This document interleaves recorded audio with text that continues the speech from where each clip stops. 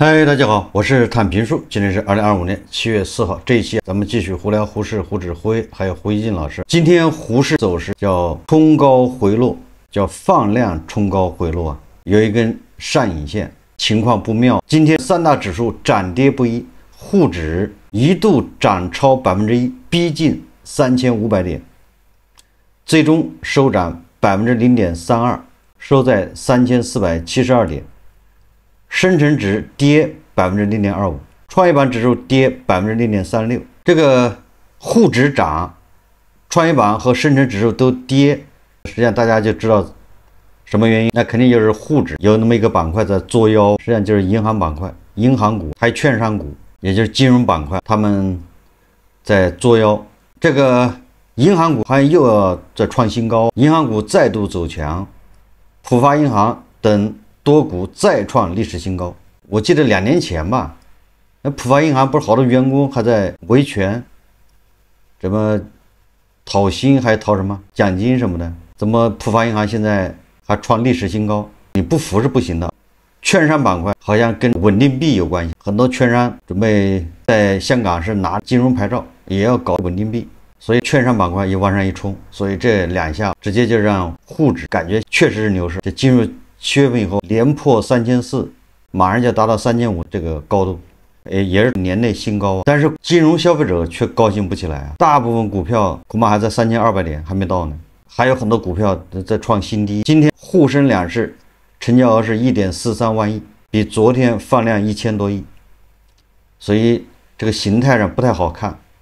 就是放量的一根上影线。整个市场4100只个股下跌，上涨了不到1000只，也就是金融消费者又是赢了指数输了钱的一天，市场连续创出新高。光看沪指这个指数走的是也相当稳健，没有任何毛病，也除了成交量上配合的不太好，沪指就是达到了那种叫什么，就理想中的慢牛的走势。但是这样的慢牛有几个散户能赚到钱呢？除非你买了银行股，恐怕现在正在享受慢牛的一个过程。但问题是什么？就是没买的他现在不敢上这个点位，你去买银行股恐怕要点魄力，买了的不知道什么时候下车，买了银行股的现在赚点钱不知道什么时候卖，是现在卖还是说再等它涨一涨。在这种心态之下，很有可能又要坐电梯闷杀。昨天3271家上涨，今天是4120家下跌，你说这叫什么事？这个市场走的不好，散户不赚钱，那么散户又要找原因了。这一回是量化出来背锅啊！网上有传言说这个高频交易频率限速至每秒30次，有的时候谣言就是遥遥领先的预言，这反映的是散户的一种预期啊，一种期盼，希望对量化进行限制。散户认为他们不赚钱的主要原因是量化交易割了他们的韭菜。7月4日程序化交易新规7月7日，也就是下周一实施在即。近期市场传言称，新规中高频交易频率将从每秒299次降至30次，也就是降10倍，就是变成原来的1/10。对此，财联社记者向多家量化私募求证，该传言不属实。今年4月3日，沪深北3大交易所发布程序化交易管理实施细则，明确对高频交易管理要求，其中将单个账户每秒申报撤单的最高笔数达到300笔以上，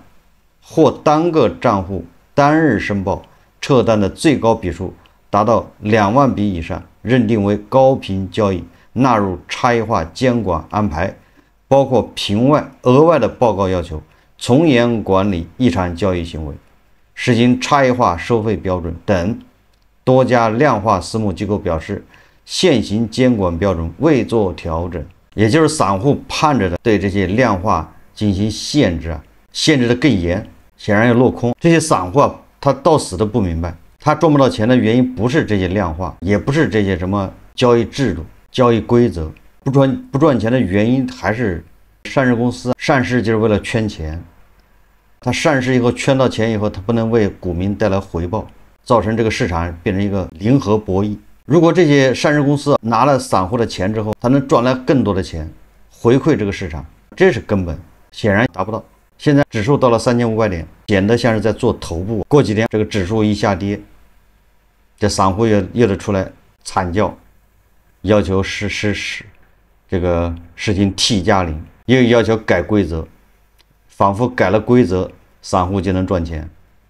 所以散户的重点是在规则上面，他总觉得自己不赚钱的原因是规则。关于 T+0，大家看一看这个吴小球他是怎么说的，大家看视频。有人老想 T+0，有人还想延长交易时间。说实话，这个东西不难。如果这个东西一改，能让中国资本成长，我们明天就改。问题的关键是没有证据表明它能够比现在更好。知道吧？那否则的话，这个东西对我们来说不很简单的事嘛，是吧？如果这个成了束缚市场的一个绳索、枷锁，早就应该打碎掉。如果觉得你说呢？现在现在是4个小时时间啊，你说呢？我可以延到5个小时，没问题。这个呢，但是呢，你说有多大的价值也不知道。当然，对于那些专业的投资者来说，他的兴奋的时间多了1小时，他的紧张程度多了1小时。至于他的财富能不能因为1小时的增加，它增加了，不知道，没有证据，还有 T+0，它究竟能给谁带来什么样的成果？我知道 T+0给券商没问题，带来券商们都愿意他 T+0，恨不得你一天交易10遍呢。是吧？虽然佣金下降了1半，你交易10倍，他的佣金就增加了5倍，是不是啊？是。他恨不得你每秒都在交易，再这么细啊，这个每晚交易啊，每秒交易的频率越快，财富的漏出机制越大。是的，因为交易佣金它是成本的，交易的印花税也是成本的。所以从印花税和佣金的角度来看，恨不得搞T+0，但是从市场成长的角度来看，反正我是没有得到它能够帮助中国资本市场成长是通过 T+0能完成的。他虽然敢说他这样完成了，明天就可以现在就可以改，这不是难事。问题的关键是，我们不希望从制度层面上会形成一个我们说过度的交易的这种制度框架，这种政策框架。过度交易并不意味着它能成长啊，是吧？况且你要是 T+0，所有人都是 T+0个人投资是 T+0，机构也是 T+0的。你说我们实行一个只是个人 T+0，机构不 T+0，我不认为这个制度是公平的。制度对所有的投资者、交易者都是一样的，这是最公平的啊。所以那回到这个情况下，我们可以想象出那种概念一种概念，虽然很热闹，到热闹过后，你会发现没什么财富成长，所以我经常说呢，我们的改革的重点不要过分的放在交易端上虽然交易端有一些重大缺陷要改，比如说转融通，这是要改的。在有转融通的条件下，实际上是交易是不公平的。我们的个人投资者是很难做到，他很难进行转融通的这样一个交易，机构就容易转融通了所以他就获得了一个T+0的机会所以为什么把转融通要禁止这很重要，这就使得所有的交易者在交易制度层面上都是公平的。我认为这一点是非常非常重要。我们不能够只是有利于哪一方大机构的交易的制度设计，试图想提高他们的交易效率，任何的制度改革都是首先是维护公平，其次是要推动市场的成长。也就是说来说去，这些规则不是根本原因。规则如果一视同仁，那就对吧？但它的这个问题就不大。胡适关键的原因是5000多家上市公司，真正这个叫优质公司的非常少，都是在弄虚作假、欺诈上市、做假账、内幕交易、讲故事。这个中国经营报报道说，有那么一家上市公司叫 ST 华西，这家公司可叫厉害。他在年初发布业绩预告的时候，说他2024年赚了3500万利润，结果过2月发布2024年年报，就正式的年报出来，结果业绩大变脸。本来他预告他是要盈利3500万，结果等到正式的成绩一出来，亏损3.8亿，你说相差4个亿，由赚3500万到赔3.8亿，你说一个上市公司的它的业绩就这么可以随便打扮？为什么一个盈利的数据存在这么大的差异？这个 SD 华西方面近日回复中国经营报记者采访时表示，相应差异与当期减值准备重大调整有关。什么意思？什么叫减值准备重大调整？这个每一个字我想大家都认识，但是把它组合到一起，没有几个人知道什么意思。当期减值准备重大调整，所以说我们用通俗的话说，就是这种对报表的调节啊，对报表的打扮出了问题，要不然怎么会从盈利3500万到亏损3个多亿？有一笔资产应该把它清零没了，但是他就不清，他非说他的钱有。你说这不就像极了是银行股吗？银行股明明有坏账，那个坏账比如几千亿，那坏账已经拿不回来了，那些债务人都已经破产了，他就是不计提，所以银行股的利润非常好。ST 华西就是这种情况，他发业绩预告的时候，他不需要经过审计师审计，他自己财务部的把他报表搞出来那笔资产，他说在不按坏账处理。我举个例子，我就只举例子 ，ST 华西有一笔应收账款4个亿，这个应收账款水的很大的，那你就知道这意味着什么。作为一个正常人都知道，这4个亿差不多是打了水漂了，没了。但是他公司他就是不处理，他认为他要得回来，所以他公司自己做业绩预告的时候，他就认为这4个亿还能要回来，所以他说我今年我还能赚3500万。结果他把财务报告一做完之后，让第三方审计来审计的时候，第三方就说你这个很大潜力的4个亿应该清零了，你1毛钱你都要不回来。如果你认为要得回来，你拿证据出来。他能拿什么证据啊？证明能把这4个亿要回来。所以说那审计就把这4个亿给去掉了，一下变成亏损3个多亿，就这么个道理。银行股实际上就面临着这个问题。你看这个 ST 华西方面向中国经营报记者说，2025年1月公司披露业绩预告时，因年审会计师尚未正式进场开展年报审计工作，公司无法就业绩预告有关事项与年审会计师进行预沟通，所以他们就自己自作主张。ST 华西方面坦诚，此次交易所纪律处分对公司资本市场形象、再融资等事项可能产生不利影响，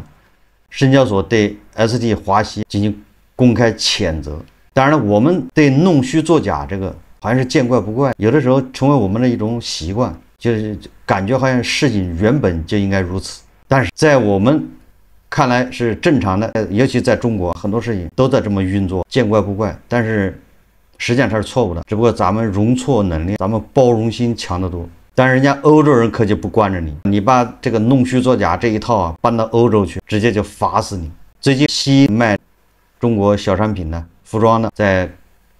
美国什么欧洲一个电商平台，在法国被罚4717万美元。罚的原因是什么？你说真的在中国人看来罚的真冤，但是对不起，法国那儿人家就得罚你，不惯你这毛病。我们看是媒体报道，西因在法国被罚4717万美元，什么原因呢？叫降价前先提价，存在欺诈行为。法新社报道，法国反垄断机构周四宣布，已对快时尚零售商西因处以4000万欧元。折合美金就是4717万美元罚款，原因是其存在欺骗性商业行为，包括在折扣方面误导消费者以及公司对环境的影响。监管机构表示，西因已接受罚款，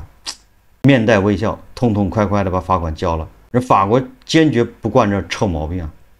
这个事情在国内那不是司空见惯吗？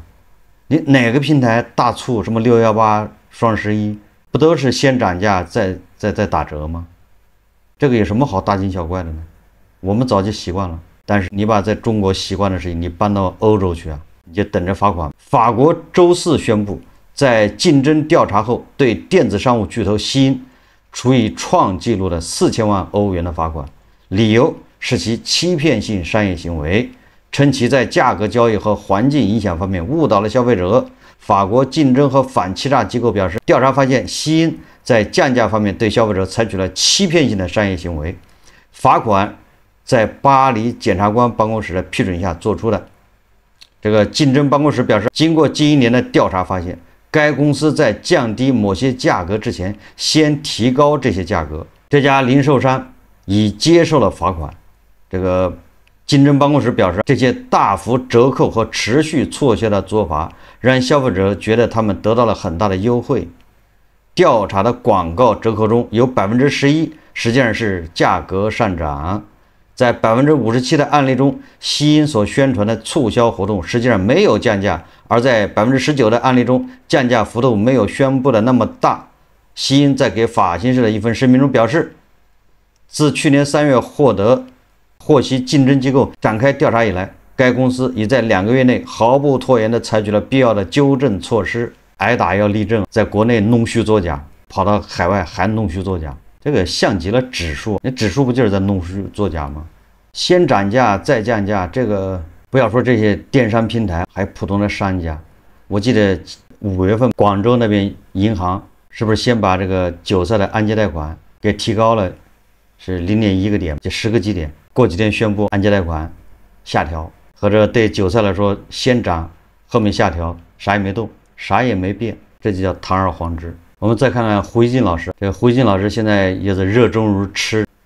特朗普和马斯克的瓜。他发了个微博啊，转发马斯克评价特朗普的一个推特。这个特朗普在他的推特里面谈了加沙问题，他认为加沙有可能要接受和平协议，那么这哈马斯啊也可能停火。马斯克就转发说，该给谁的功劳就给谁，这个意思有点拍这个特朗普的马屁。就特朗普在那吹牛说，这个你看加沙哈马斯马上就要接受停火，为了中东的和平中东地区的福祉。马斯克马上把特朗普的帖子一转发，还做了个评论说该给功劳就给功劳。那意思就是特朗普这个人有功劳，咱还得表扬他，就这意思。胡锡进老师就是再评价，胡锡进老师评价说，马斯克又怂了，就在吃瓜群众准备观赏川马斗争第2季的好戏时，剧情又发生了变化。马斯克刚刚分享了川普关于加沙和谈的推文，胡锡进老师在下面也说马斯克发誓要成立的美国党呢，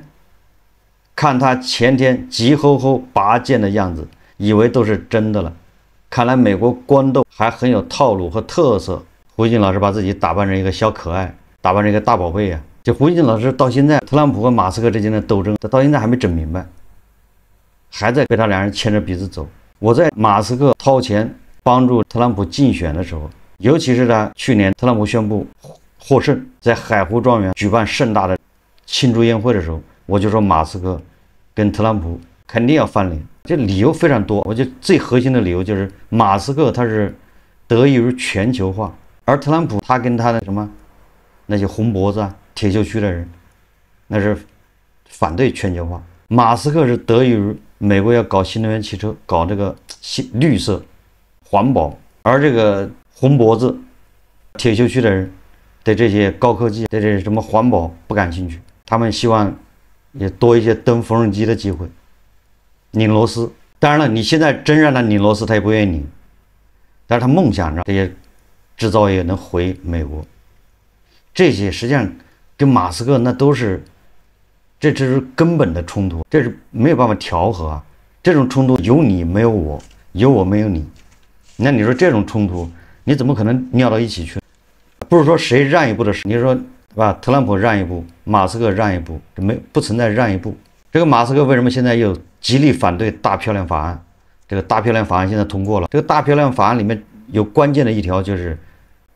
减少或者削减或者取消对新能源汽车的补贴，实际上给马斯克特斯拉的补贴差不多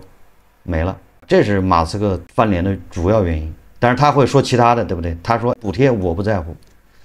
你这么干增加了美国的债务上限，美国连利息都还不起了，美国要破产，这是马斯克反对的理由。这马斯克跟特朗普之间叫相爱相杀，实际上这个咱们已经说过了，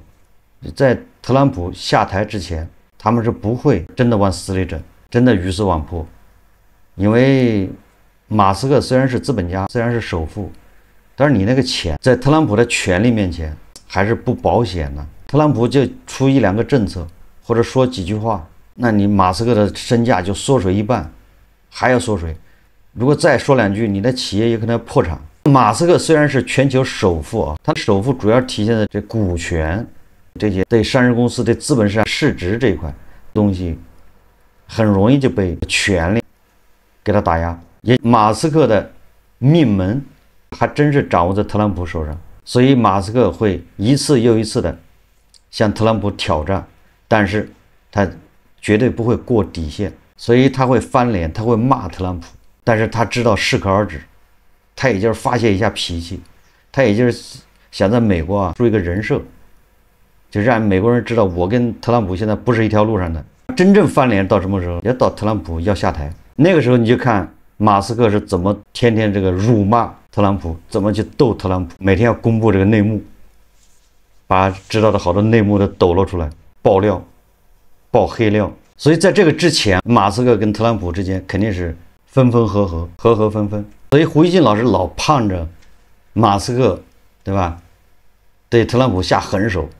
或者是特朗普对马斯克下狠手，两个人鱼死网破。这个叔想多了，看热闹不嫌事大，想吃大瓜没得吃，对吧？胡锡进老师还不如吃哈梅内伊的瓜，吃一下迪波老人的瓜，这些瓜够大。好，这期节目咱们就聊到这里，感谢大家收看。如果喜欢我的节目，欢迎订阅转发，也可以在下方留言评论，谢谢大家。